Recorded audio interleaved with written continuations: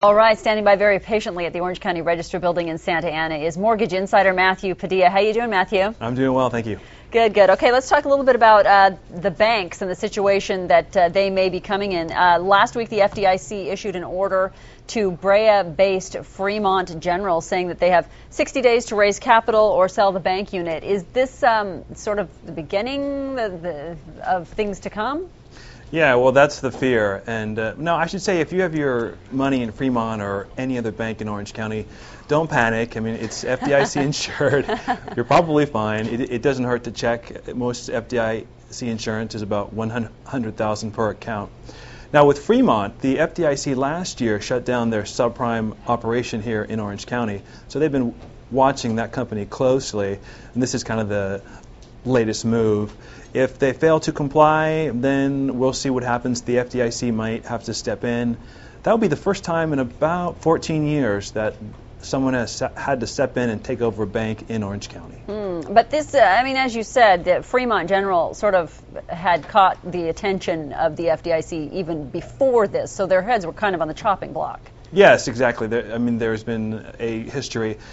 Fremont was one of the top 10 subprime lenders during the boom. But as early as 2006, their loans started going into default very quickly. They actually led defaults in one study by UBS. So there is a history there, and but you know, Fremont is still operating. It still services loans and it still holds loans, so it has money coming in. It's just the FDIC is worried that long term it's not viable. Yeah. Something to keep their eyes on and check on your blog. Also, President Bush now has a new plan to overhaul the financial markets. What is that, and how's it going to affect this situation? Here's an example. Well, okay. I mean, it's an interesting thing. It's a sweeping plan, and the reality is probably nothing will happen this year because it's an election year, right? Yeah, so, it's typical. Yeah, it's typical. But long term, we have all these agencies, at least 5 or 6 national, in the U.S. that oversee banks and thrifts, and the idea is, well, let's have less, right? Like the Office of Thrift Supervision is about 20 years old, but thrifts and banks, I mean, they're about the same nowadays. I mean, yeah. When you go to WAMU versus Bank of America, can you really tell?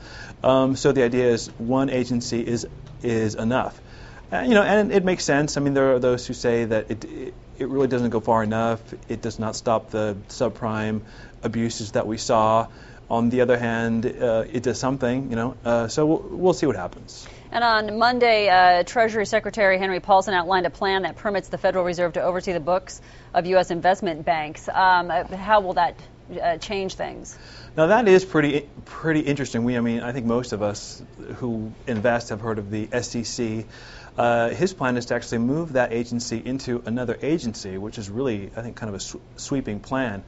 The other interesting thing is that investment banks now can borrow money from the Federal Reserve, which they couldn't do before. That's been kind of a emergency method, but Bush would make that permanent.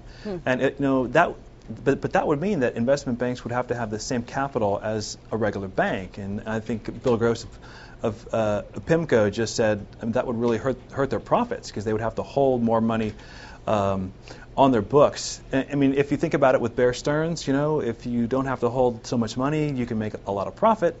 But if things go awry, you can fail pretty quickly. Right. Okay. Thank you so much, Mathew, for joining us. We'll see you again next time. Okay. Have a good one. Thanks, you too.